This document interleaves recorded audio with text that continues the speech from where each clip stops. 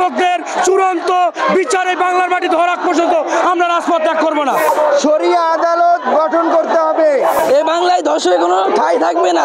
কাল বিলম্ব না করে ধর্ষকের জনসম্মুখে ফাঁসি। আমাদের দাবি বিচারের লক্ষ্যে আমাদের কর্মসূচি একটাই, সেটা হলো ধর্ষকদের চূড়ান্ত বিচারে বাংলার মাটি ধরা পর্যন্ত আমরা রাজপথ ত্যাগ করবো না।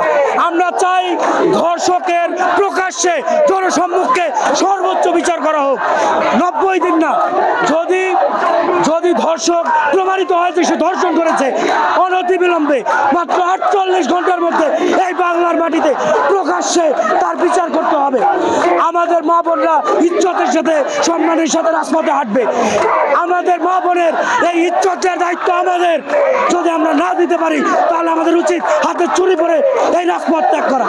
তাই আমরা বলতে চাই, ধর্ষকদের বিচার হওয়ার আগ পর্যন্ত আমরা রাজপথ ত্যাগ করতেছি না। বাংলাদেশে দীর্ঘদিন পর্যন্ত ধর্ষণ চলে আসছে, কোনো সমাধান হচ্ছে না। এর জন্য শরিয়া আদালত গঠন করতে হবে। শরিয়া আদালত গঠনের মাধ্যমে ধর্ষককে প্রকাশ্যে শিরশ্ছেদ করতে হবে।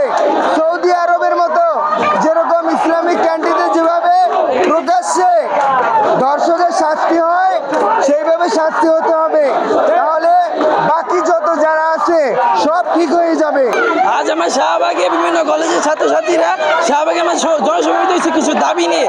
আমাদের দাবিগুলো হচ্ছে, এ বাংলায় ধর্ষকের কোনো ঠাঁই থাকবে না।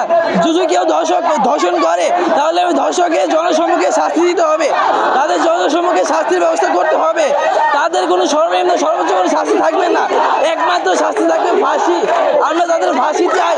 আমরা তাদের ফাঁসি না নিয়ে আর যদি কেউ ফাঁসি না দিতে চাই, আমরা এখানে ফাঁসি না নিয়ে আমরা এই আন্দোলন করবো না। আমরা রাজপথে থাকবো, আমরা রাজপথ ছাড়বো না। ফাঁসি না নিয়ে বন্ধু রাজপথ থাকবো না। আমাদের এই ধর্ষকদের বিরুদ্ধে জিরো টলারেন্স নীতি চালু করতে হবে। জিরো টলারেন্স নীতি চালু করে ধর্ষকদের শাস্তি দিতে হবে।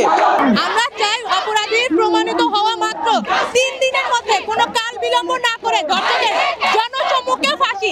এছাড়া ধর্ষকের আর কোনো শাস্তি হতে পারে না। ধর্ষণের শাস্তি একমাত্র মৃত্যুদণ্ড। এটার সাথে অন্য কোনো কেসের সম্পর্ক থাকে না। এখানে 80 দিন 90 দিন এখানে এগুলোর কোনো সম্পর্ক নেই। কারণ একজন ধর্ষকের যত তাড়াতাড়ি ফাঁসি হবে, তত তাড়াতাড়ি জাতির শিক্ষা হবে, তত তাড়াতাড়ি